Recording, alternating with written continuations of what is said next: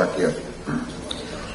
Hadirin yang saya muliakan, pimpinan MPR telah menerima surat dari fraksi Kebangkitan Bangsa nomor 82 2024 yang substansinya adalah mengusulkan pengkajian kembali pasal 1 TAP MPR nomor 2 2001 tentang pertanggungjawaban Presiden Republik Indonesia Kiai Haji Abdurrahman Wahid dengan tindakan administratif sebagai penegasan bahwa TAP MPR nomor 2 /MPR 2001 tersebut dinyatakan tidak berlaku lagi. Hal ini penting dalam kerangka pemulihan nama baik Presiden Republik Indonesia Kiai Haji Abdurrahman Wahid. Menyikapi surat fraksi Kebangkitan Bangsa MPR tersebut, pimpinan MPR telah menunaikan tugas konstitusionalnya dengan mengikuti peraturan yang ada pada kita bahas dalam rapat pimpinan, lalu kita bawa ke rapat gabungan, dan kita pertegas di sidang paripurna kemarin, di mana kita menegaskan bahwa apa yang diminta oleh fraksi Kebangkitan Bangsa sebagaimana yang telah dibacakan oleh PLT Sekretariat Jenderal MPR Ibu Siti Fauziah tadi, merujuk pada ketentuan pasal 6 TAP MPR nomor 1 /MPR 2003 tentang peninjauan terhadap materi dan status hukum ketetapan MPRS dan MPR tahun 1960 hingga 2002 bahwa TAP MPR nomor 2 /MPR 2001 tentang pertanggungjawaban Presiden Republik Indonesia Kiai Haji Abdurrahman Wahid adalah TAP MPR yang tidak perlu dilakukan tindakan hukum lebih lanjut, baik karena bersifat remalek atau final telah dicabut maupun telah selesai dilaksanakan. Jadi dengan demikian kami hanya mempertegas bahwa TAP MPR yang dikenakan pada Kiai Haji Abdurrahman Wahid kita nyatakan, kita tegaskan tidak berlaku lagi.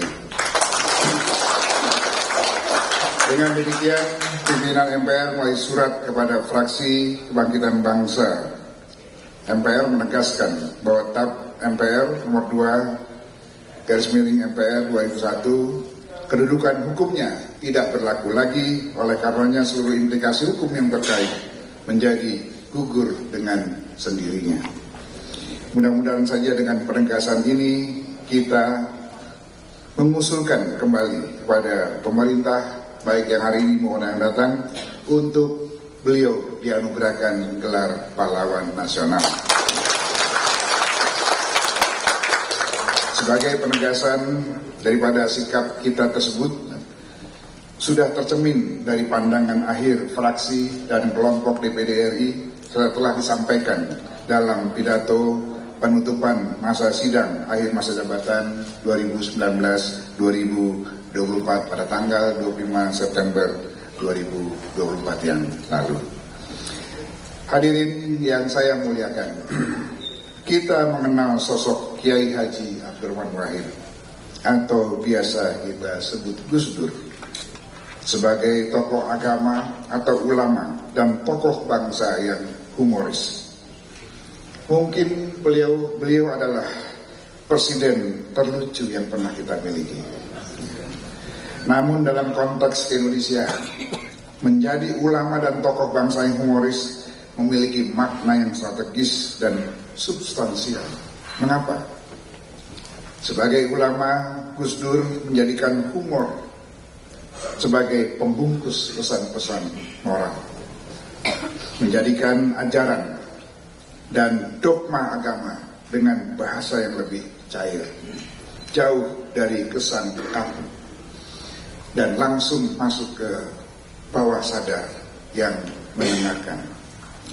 Di tangan Gus Dur, ajaran tentang moralitas dan spiritualitas disampaikan melalui bahasa yang universal, yang lebih mudah diterima dan dicerna tanpa menghilangkan esensi, makna, dan pesan yang tersirat di dalamnya. Sebagai tokoh bangsa, Gus Dur menjadikan humor sebagai sarana untuk menyampaikan kritik tajam dan pesan yang menohok. Kalau sekarang diganti dengan pantun, pesan-pesan yang menohok ya. Tapi ketika Gus Dur sampaikan dengan humor, akan terasa pahit dan getir bagi yang disasar, tetapi begitu relevan dan kontekstual bagi masyarakat yang terwakili aspirasinya. Ketika kritik disampaikan dengan cara-cara yang konvensional, sudah terlalu biasa, maka humor menjadi cara yang luar biasa untuk menyampaikan pesan serius tentang kehidupan berbangsa dan bernegara. Gus Dur juga sukses mentransformasikan bahasa politik menjadi narasi yang lebih membumi dan tidak lagi menjadi bahasa langit. Tidak jarang Gus Dur menjadikan dirinya sendiri sebagai objek anekdot.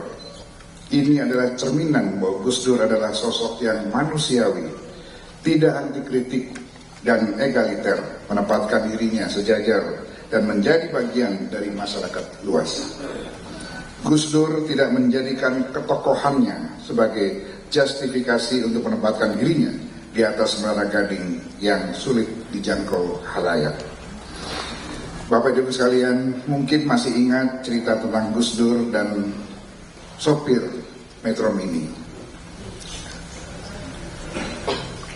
Mungkin masih ada yang ingat, tapi saya mereview kembali. Di pintu akhirat, seorang malaikat menanya seorang supir Metro Mini, "Apa kerjamu selama ini di dunia?" Tanya malaikat itu. "Saya supir Metro Mini, wahai malaikat," jawab si supir Metro Mini. Lalu malaikat memberikan kamar yang sangat mewah untuk sopir Metro Mini tersebut. Lalu datanglah Gus Dur dengan dituntun ajudannya yang setia. "Apa kerjamu di dunia?" tanya malaikat kepada Gus Dur. Gus Dur menjawab dengan tegas, "Saya presiden dan juga juru dakwah."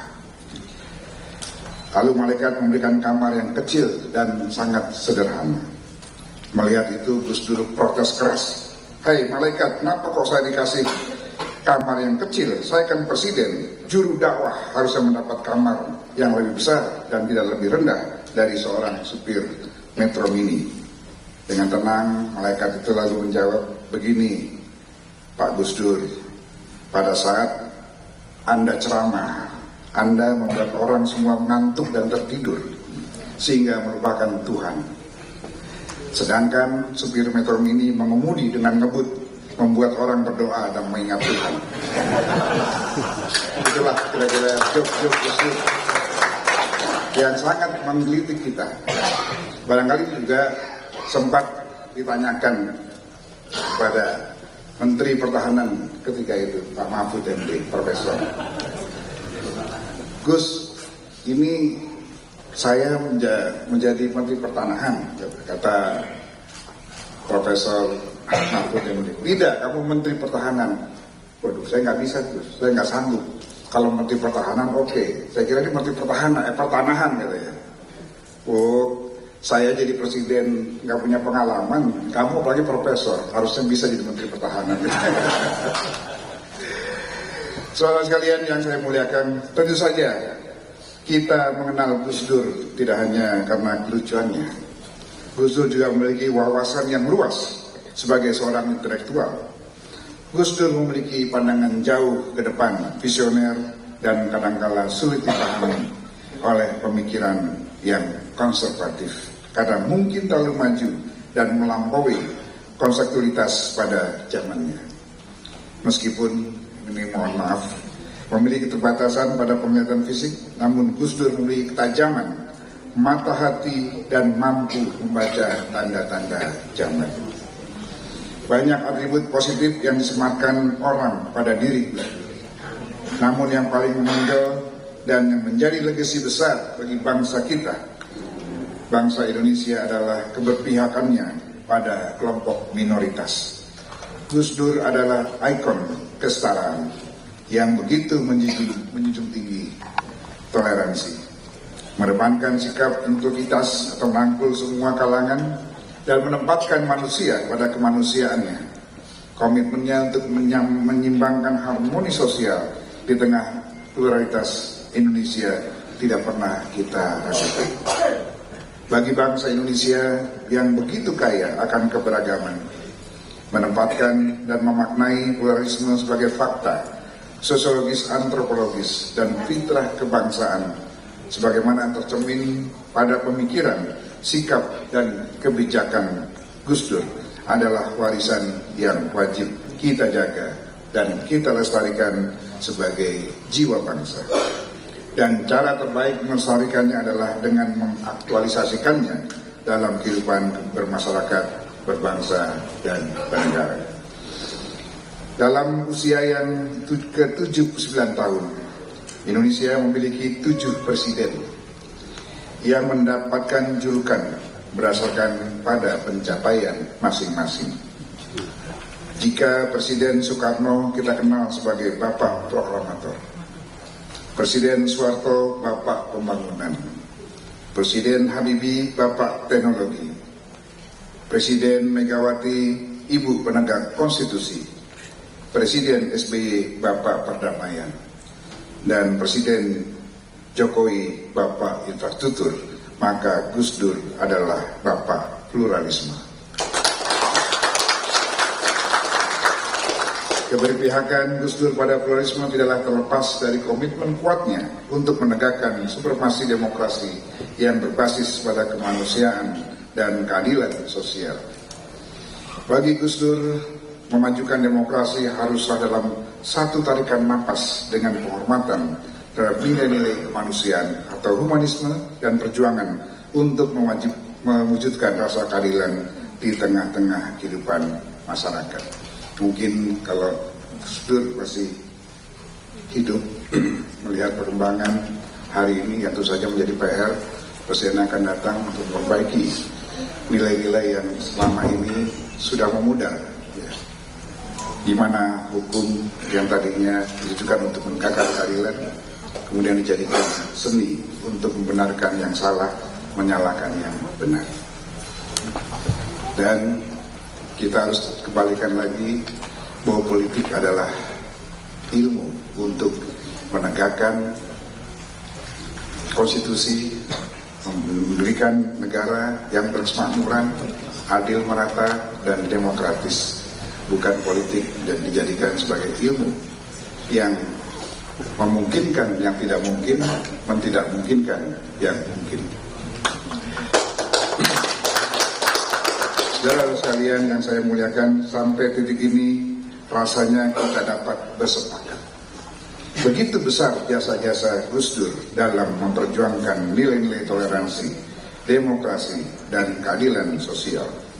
Dan dengan adanya penegasan surat dari pimpinan MPR yang didukung oleh pandangan umum fraksi dan kelompok DPD pada sidang akhir masa jabatan MPR yang lalu, telah ada ketegasan bahwa TAP MPR nomor 2/MPR 2001 tentang pertanggungjawaban Presiden Republik Indonesia Kiai Haji Abdurrahman Wahid saat ini kedudukan hukumnya tidak berlaku lagi. Oleh karenanya, tidak berlebihan sekiranya mantan Presiden Kiai Haji Abdurrahman Wahid dipertimbangkan dengan sungguh-sungguh oleh pemerintahan hari ini maupun tahun yang datang untuk mendapatkan sekali lagi anugerah gelar pahlawan nasional sesuai dengan peraturan undang-undangan serta selaras dengan martabat kemanusiaan, jasa-jasa, dan pengabdiannya pada bangsa dan negara. Pimpinan MPR selanjutnya nanti akan menyerahkan secara resmi surat jawaban kepada fraksi Partai Kebangkitan Bangsa MPR, dan sekaligus dokumen tersebut kita kirimkan kepada keluarga besar mantan, atau kita serahkan kepada keluarga besar mantan Presiden Kiai Haji Abdurrahman Wahid dan Presiden Republik Indonesia Joko Widodo, serta kepada Presiden terpilih Prabowo Subianto melalui Kementerian Hukum dan HAM. Kemudian kita kirimkan juga pada Ketua DPR, Ketua MA, dan Jaksa Agung. Pada kesempatan yang baik ini izinkan saya sekali lagi mengucapkan terima kasih kepada segenap pimpinan MPR yang senantiasa mengedepankan sikap kenegarawan dan semangat gotong royong dalam melaksanakan berbagai tugas konstitusional selama 5 tahun. Terima kasih kepada Pak Basara, Pak Muzani, Pak Idan Wahid, Pak Fadel, Pak Jazilul dan semua pimpinan MPR yang sepertinya hadir pada hari ini, tapi ada beberapa tugas ke daerah dari tugas partainya, maka menitipkan salam pada keluarga Kiai Haji dan Kiai Haji Abdurrahman Wahid. Semoga acara ini berjalan dengan lancar. Demikianlah yang dapat saya sampaikan. Semoga silaturahmi kebangsaan ini menjadi penguat ikatan soliditas kebangsaan di antara sesama anak bangsa dan nilai-nilai kearifan dalam gagasan rekonsiliasi nasional menjadi semakin kolektif dan jiwa bangsa kita menjadi lebih hebat lagi.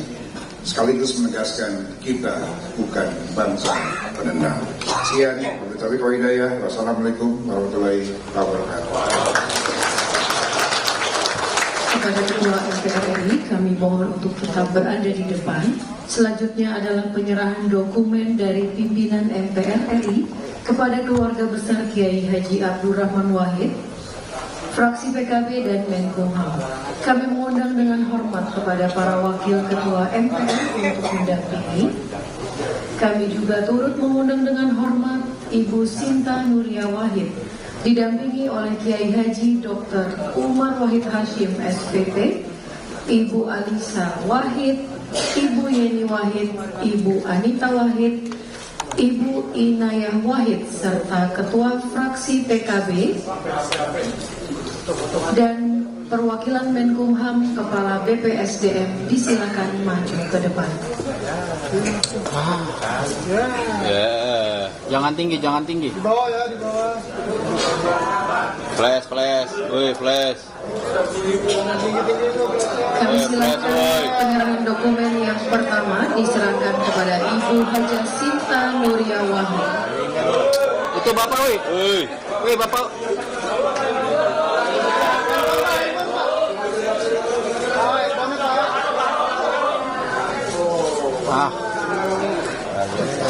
Dokumen yang kedua akan diserahkan pimpinan MPR kepada Ketua Fraksi PKB. Handphone Pak, handphone Pak. Handphone. Dan penyerahan dokumen ketiga akan diserahkan kepada Menkumham yang akan diwakili oleh Kepala BPSDM.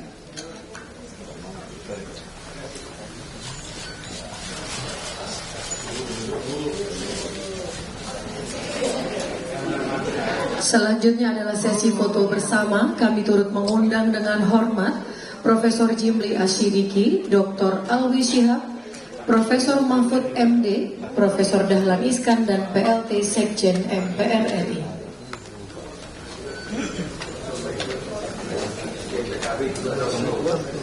Mohon izin kami menambahkan Sekjen PKB.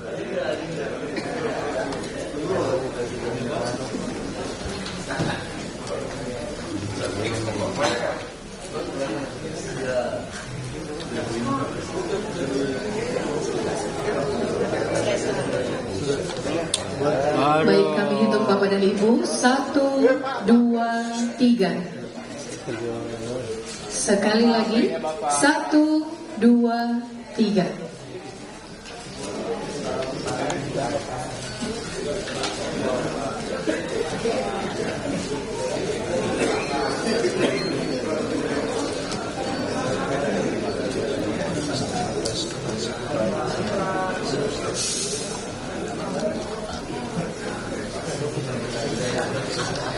Baik, kami silahkan kepada Bapak dan Ibu untuk dapat kembali ke tempat. Jangan berdiri, tahan di situ.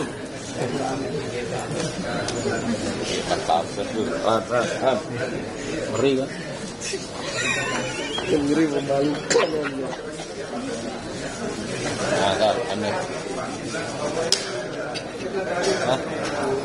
Bocor kayaknya.